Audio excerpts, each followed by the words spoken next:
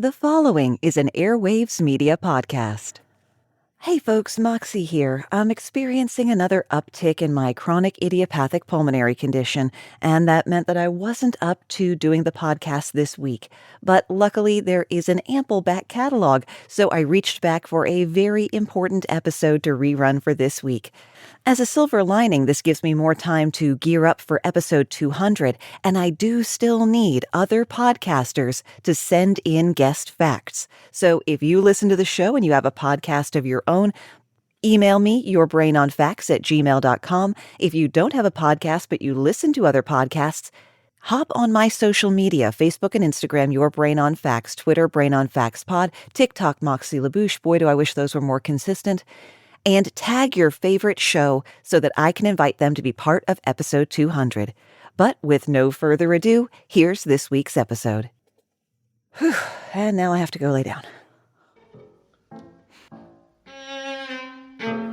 Halfway between Tampa and Tallahassee, 100 yards off State Route 24 and 10 miles from the next town, stands a handsome, pale yellow house with decorative white trim on the two-story porch. The house was the only survivor of an episode of such extraordinary violence that it boggles the mind how quickly and completely it was swept under the rug. An entire community was burned to the ground in an incident of racist asymmetrical warfare, and most people have never even heard of it. My name's Moxie, and this is Your Brain on Facts.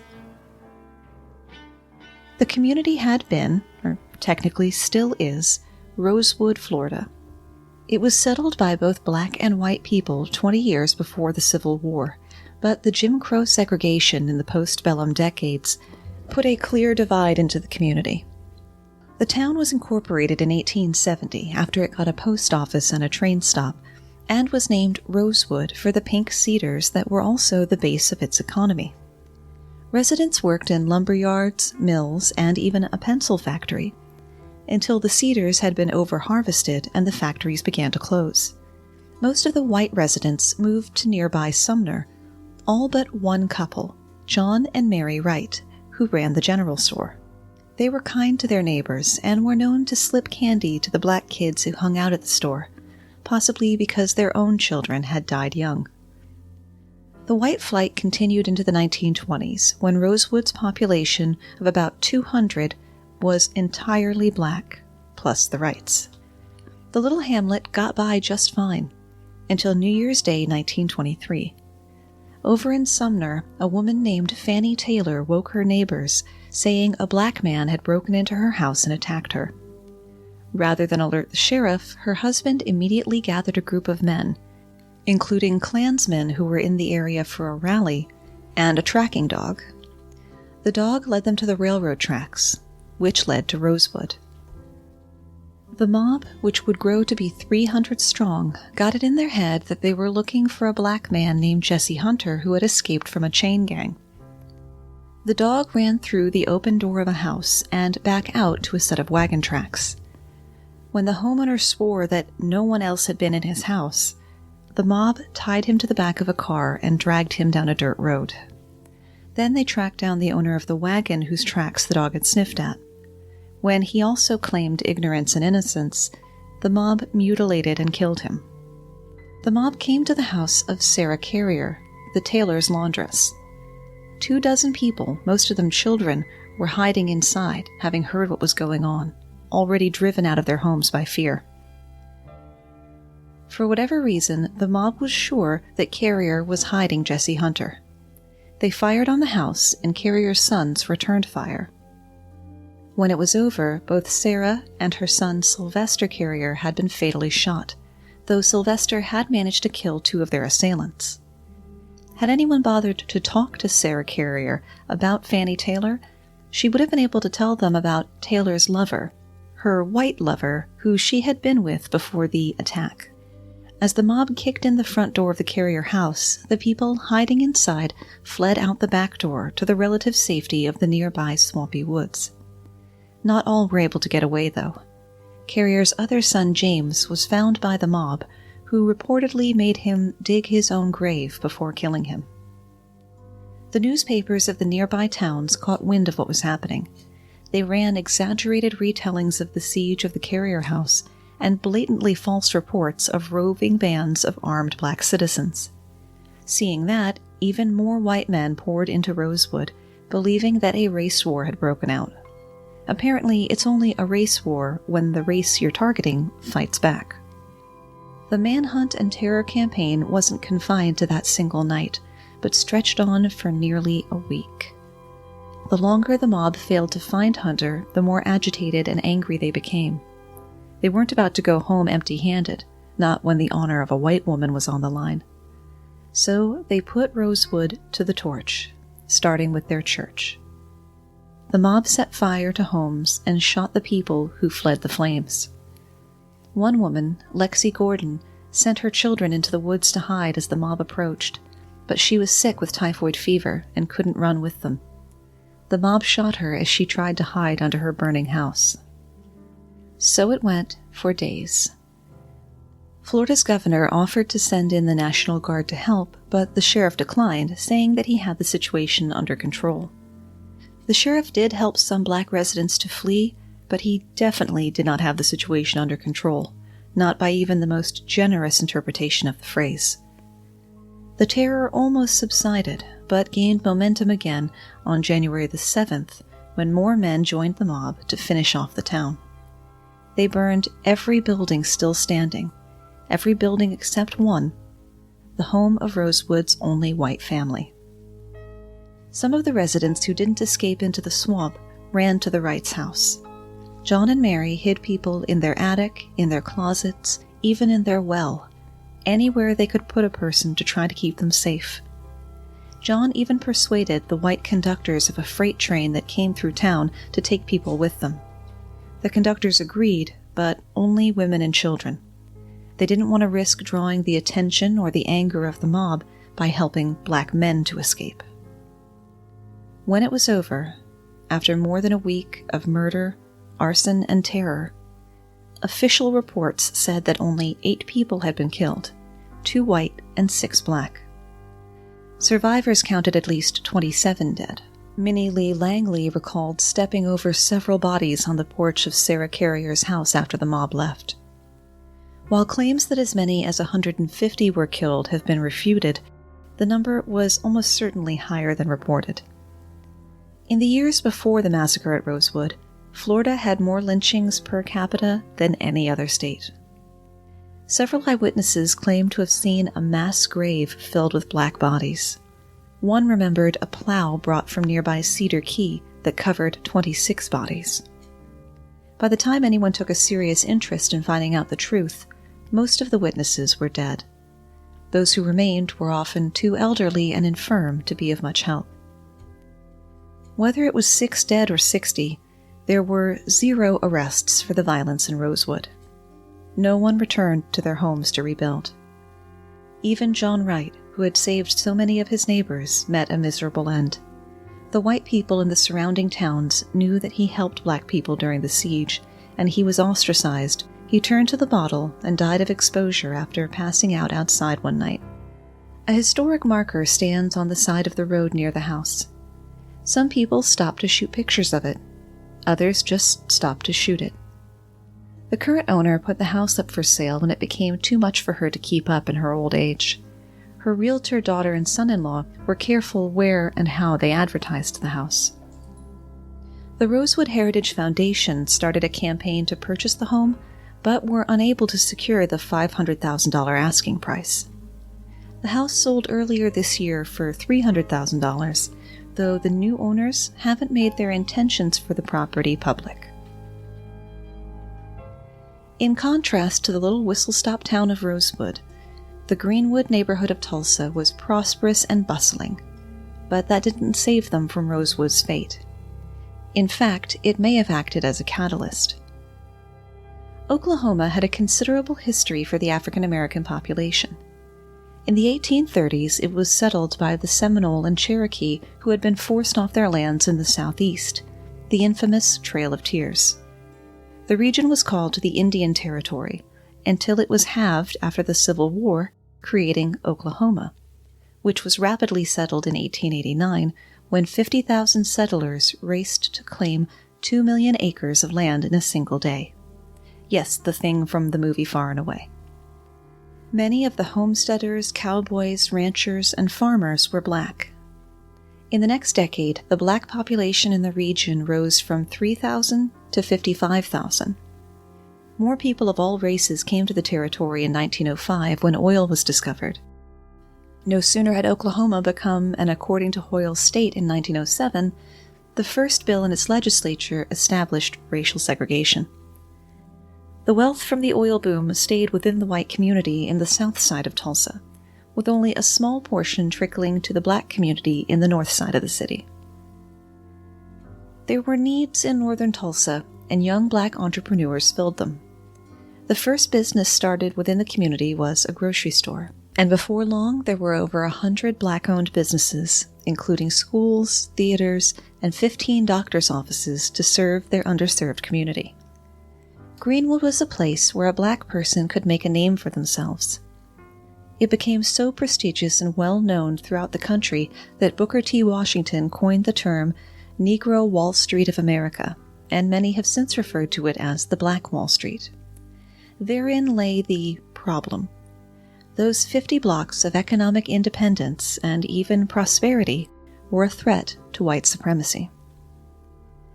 On May 31, 1929, 19-year-old Dick Rowland was working as a shoe shiner in white downtown Tulsa when he needed a bathroom break. Because of segregation laws, the only restroom open to blacks was on the upper floor of the Drexel building. The operator of the elevator that Rowland got into was a young white woman named Sarah Page. Something happened in the elevator. No one is really sure what. Rowland might have accidentally stepped on Page's foot, or tripped getting into the elevator and grabbed Page's arm to steady himself. But we'll never know. Most accounts say that Page screamed. Rowland, understandably alarmed, fled the elevator when the door opened, but he was seen by a white store clerk who reported the incident to the police as an assault. The report of assault was quickly twisted into a rumor of attempted rape. Rowland was arrested and jailed. The Tulsa Tribune published a story with the headline, "Nab Negro for Attacking Girl in an Elevator," and an editorial titled, "To Lynch Negro Tonight." It didn't take much to encourage the white citizens of Tulsa to lynch anyone. Not long before this incident, they lynched a white teenager accused of theft. They liked lynching, and they'd had plenty of practice. A crowd of angry white men gathered outside the courthouse where Rowland was being held, demanding that he be turned over to them, but the sheriff refused. At about 9 p.m., word of what was happening at the courthouse reached Greenwood, and 24 or so black men, many of them World War I veterans, went down to the courthouse and offered to help protect Rowland. The sheriff refused them too, and they returned to Greenwood. The white mob didn't like the sight of a gathering of black men near their target, so they tried to break into the National Guard armory to steal weapons, but were repelled by the guards.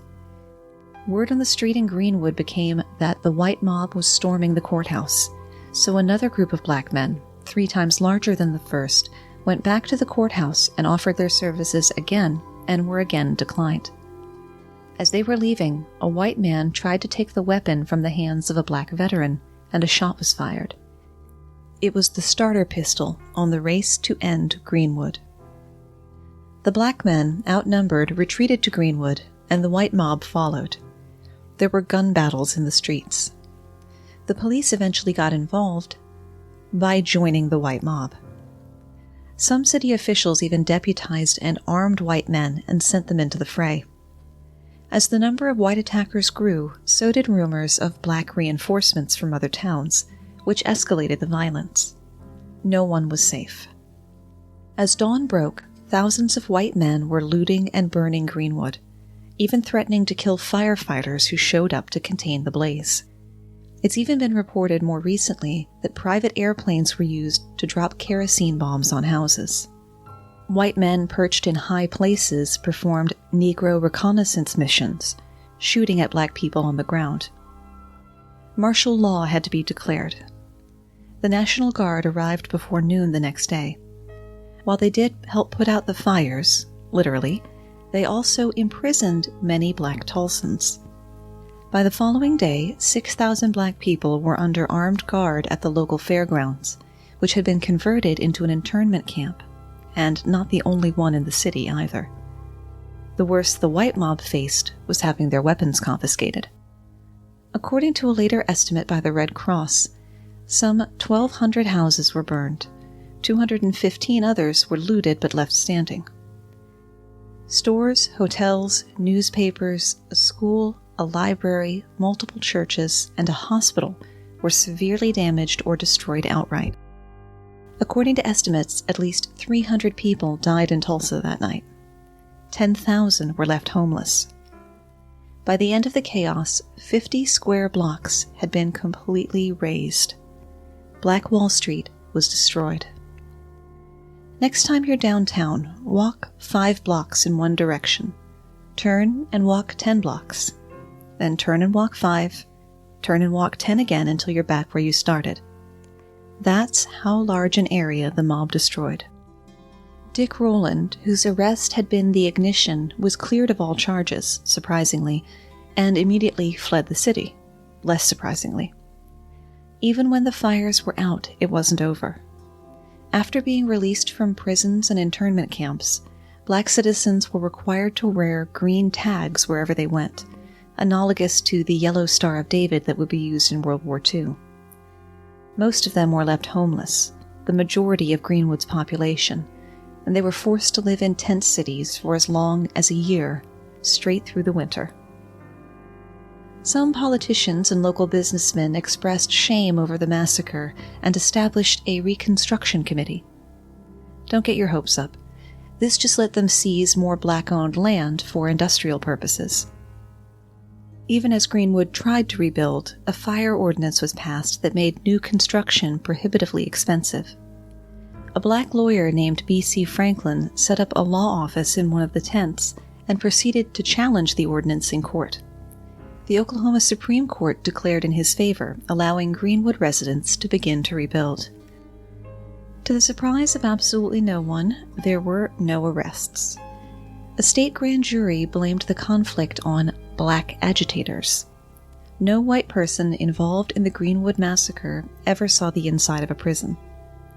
Much of Greenwood had been rebuilt over time, but the glory of Black Wall Street never returned.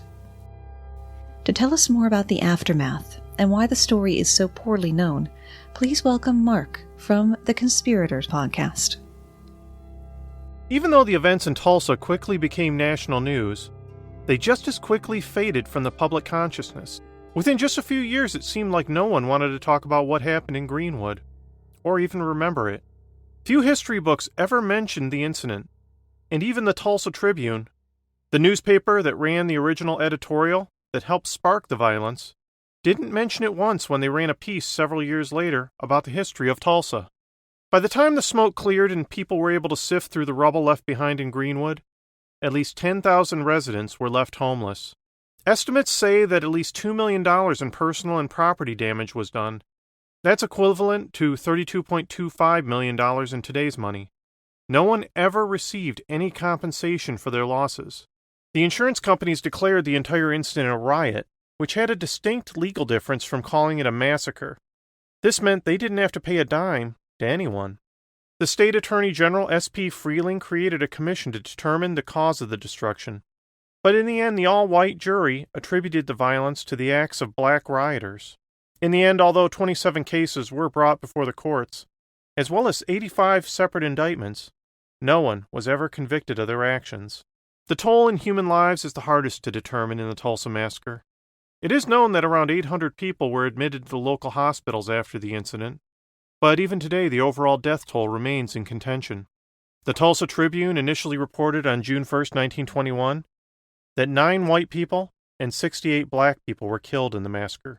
But those numbers have continually grown over the years. Many elderly witnesses have been interviewed in recent years describing horrific memories of seeing stacks of bodies being loaded into trucks and dumped into mass graves. In 2001, a state commission examining the events confirmed 36 dead, 26 black and 10 white. but many researchers have put that number as high as 300 dead.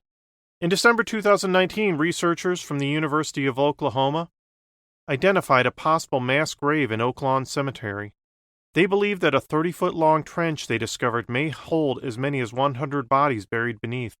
Back in February of this year, plans were being made to finally excavate the trench, but because of the coronavirus, those plans are currently in limbo. The Black Wall Street, as it was called, never came back the way it was. Even though some of the business owners attempted to rebuild, a group of white developers convinced the city to pass new fire ordinances that made rebuilding even more difficult. Eventually, those ordinances would get struck down in the Oklahoma Supreme Court. But even after that, further rezoning caused the exodus from Greenwood to continue, as many black residents moved further and further to the outskirts of the city. Over the century that has passed since the events of 1921, a few commissions have been formed to examine the events. Several community organizations and other activist groups have continued to push the state of Oklahoma to pay reparations to the families of the victims who lost their homes and even their lives in the destruction. In 2001, an official Oklahoma State Commission issued a report after a 5-year investigation that made several recommendations about what should be done. This included construction of a memorial to the victims, as well as a recommendation that the state should pay reparations to the victims' families. A memorial was built in John Hope Franklin Reconciliation Park. 300 college scholarships were also set up in the name of the victims as well. But in March 2001, instead of making any sort of cash payment to the 118 still living survivors of the Tulsa massacre, the state of Oklahoma gave each of them a gold-plated medal bearing the state seal. To this day, the push for reparation payments continues. I just wanted to take a moment to thank Moxie for giving me the opportunity to appear in her show. On my show, The Conspirators, I like to tell my listeners the weirdest, darkest, and sometimes most terrifying stories from history.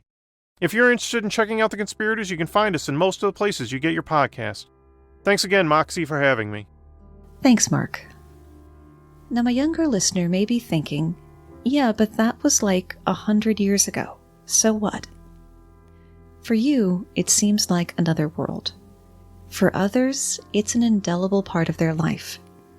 Here's a clip from a Chicago news affiliate recorded just last year. My mother was crying.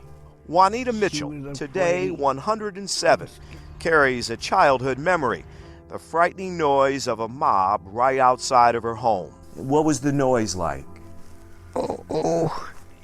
They were just yelling at us. All of a sudden I heard my uncle say, "Here they come." And when he said that, it meant that the white folks were coming down 35th Street. 35th Street, where she lived with her family in Bronzeville. White gangs were looking to attack African Americans. Juanita and her little sister hid behind a piano. Yes, my sister and I were very afraid.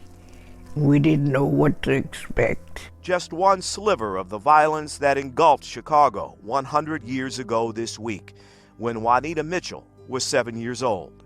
And we were afraid to death. It was a terrible time, wasn't it? Absolutely. Jim Williams, CBS 2 News. 1919 was a volatile year for race relations in the U.S. At least 25 race riots broke out that summer alone, leaving it to be called the Red Summer. It was a time of mass migration of Black Americans to the North, many of whom had served in World War I and were now competing with one another for limited jobs and already overcrowded in substandard housing. White men returning from the war feared they would not get their good-paying jobs back. The Black men who had moved from the South to fill those vacancies feared they'd lose those jobs. Resources were further stretched by an influx of white European immigrants and refugees from the war, which only added to the tension and resentment. In Europe, the Black soldiers had been treated well by the foreign armies that they had been pawned off on, only to come home from risking their lives to the same or worse treatment than they'd left. In the South, the Ku Klux Klan was gaining strength. There had been 64 documented lynchings in 1918 and 83 in 1919. As happened in Greenwood, the Black population of Chicago had grown rapidly, from 44,000 in 1910 to 110,000 in 1920. Many white residents viewed this as an invasion. By the time the hottest weekend of the season came around, Chicago had already seen 24 firebombings of black residents and 0 convictions for the perpetrators. Unlike 1871, with the Great Chicago Fire and the legend of Mrs. O'Leary's cow, we know exactly how Chicago erupted in 1919. There were no signs segregating the beach on Lake Michigan, but everyone knew what side they were supposed to be on. There was an invisible line that extended from 29th Street to the water. One side was whites only. On the afternoon of July 27th, a black teenager named Eugene Williams was swimming with his friends when his homemade raft drifted over the invisible line. A white man in his 20s, George Stauber, began throwing rocks at the boys, hitting Williams in the head. He slipped off his raft into the water and drowned. The official response to the incident was lackluster but not surprising. Police didn't arrest Stauber, but they did arrest a black man on some minor offense a white man complained about. The black side of the beach became angry when it was clear that no one would be arrested for a callous murder in broad daylight surrounded by witnesses. One man drew a gun on the police and was immediately shot dead. News of what was happening spread quickly in both white and black neighborhoods.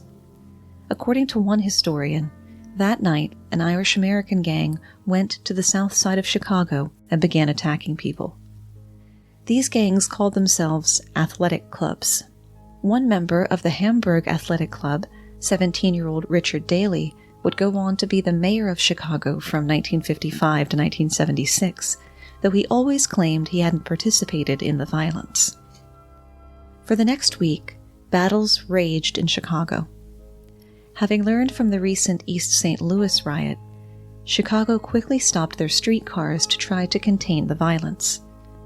There were beatings and firebombings. You were not safe at home or on the street. A black stockyard worker was riding home when a mob stopped his streetcar, pulled him out, and beat him to death. White police arrested black rioters but left white rioters alone. This wasn't subtle or sporadic. Even the state's attorney noticed. As the violence wore on, the Illinois Reserve Militia was called in to control the riots. Their presence, plus heavy summer rainstorms, finally brought the riots under control. In the end, 38 people had been killed. More than 500, mostly black, had been injured, and over 1,000 were left homeless. The militia remained in Chicago until August 8th to guard against flare-ups.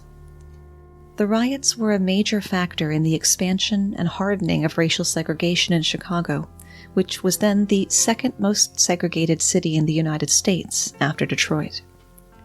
The city used a legal tool called restrictive covenant, which prohibited blacks from owning or even renting certain property.